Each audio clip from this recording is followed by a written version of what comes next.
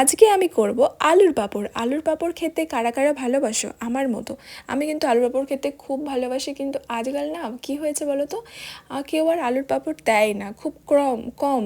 মানে গ্রাম সাইডে তবু একটু দেখা যায়, শহরের দিকে একদমই দেখা যায় না। সবাই হয়তো পাঁপড় কিনে খায়, বা আলুর পাঁপড়ও মানে বাইরে যে কিনতে পাওয়া যায় সেগুলোই কিনে নিয়ে এসে বাড়িতে ভেজে খেয়ে নেয়। কিন্তু বাড়িতে দিলে যে কী ভালো লাগে। আর দেখো এত পরিমাণে আজকে রোদ উঠেছে যে রোদে পা দিলে পা পুড়ে যাবে।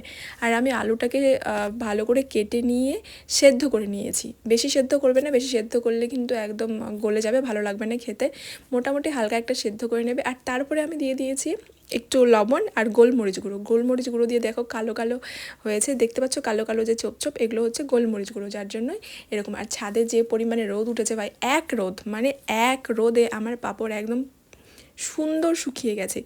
আজকালকার দিনে হয়তো অনেকেই ভালোবাসে না, একটু কষ্ট হয় দিতে, তার জন্য। কিন্তু দেখো কষ্ট কিছু না, 2 থেকে 3 ঘন্টার কাজ একা হাতেই করেছি, একাই করা যায়, বেশি লোকও লাগে না। আর দুজন করলে তো মানে 2-3 জন যদি করো তাহলে তোমরা 1 বস্তা আলুর পাঁপড় একাই দিয়ে দিতে পারবে। আর যে পরিমাণে রোদ উঠেছে একদিনে শুকিয়ে গেছে।